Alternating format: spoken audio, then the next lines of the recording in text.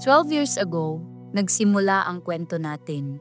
Isang kwento ng mga pagkakataong na-miss at mga plot twists na hindi inaasahan.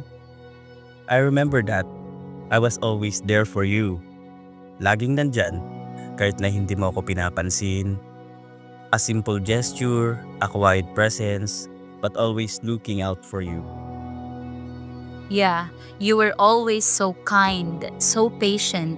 Pero ako, focus ako sa mga pangarap ko. Akala ko kasi dati, baka maging sagabal ka sa lahat ng plano ko. Kaya sa halip na ikaw, napamahal ako sa ibang tao. I know. I knew you had dreams.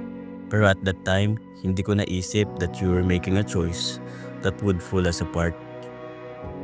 I said no, and that was it. We went our separate ways.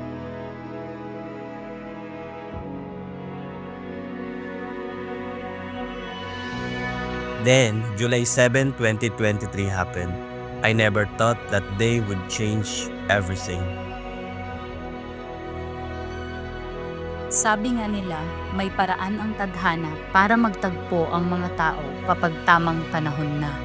And this time, there was no doubt. Walang alinlangan.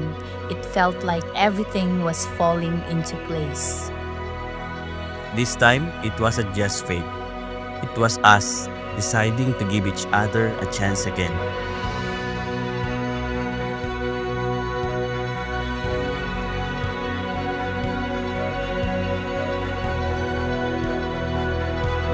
Kahit may mga pagsisisi, I wouldn't change a thing. Because this, right here, is exactly what we needed. I'm grateful too. Grateful that we found our way back to each other. Yes, there are some regrets na sana ako yung pinili mo noon pa. But now, I know that this is where we're meant to be. I can feel it all around me, every moment, every heartbeat. Oh, this love is like I've never known before. So let's run and never look back.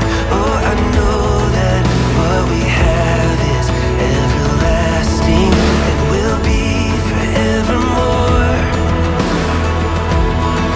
Oh, and I will love you till the end. Sometimes, the best love stories aren't the ones without obstacles, but the ones that overcome them. This is our story, a love story that proves second chances are real. That, no matter how long the silence lasts, love always finds its way back.